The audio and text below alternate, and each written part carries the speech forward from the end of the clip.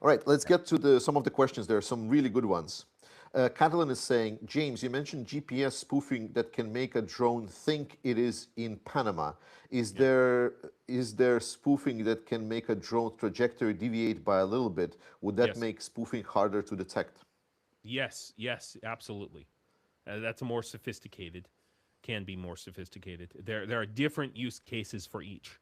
Simple answer is absolutely yes. Depending on where you Okay. go, it can be difficult just to drive across this country if you don't know where the roads are and what road you're on. I've gotten lost many times because there's GPS spoofing everywhere.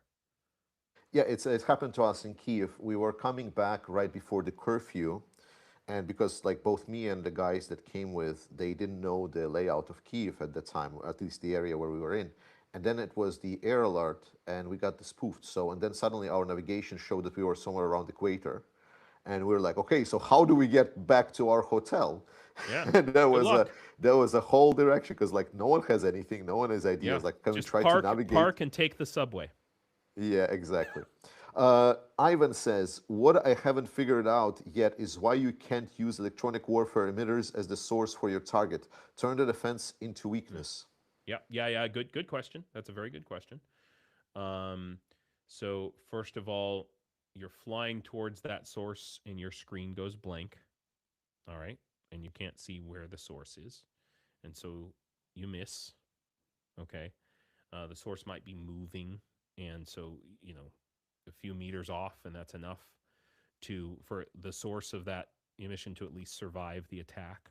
Okay. But sometimes, yeah, if the source is not moving, theoretically, if you're a good pilot, you could just home in on that.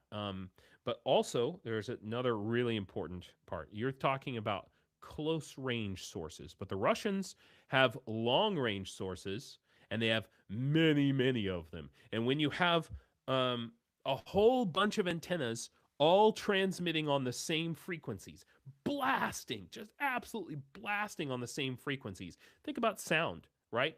If everybody's screaming at the same note, okay, screaming at the same note in a stadium, okay, where is that sound coming from? How are you going to target that? Okay, same concept. It's the more antennas there are, the more powerful they are all along this same. You just know they're on the horizon. That's all you can tell. And it's very difficult to locate those.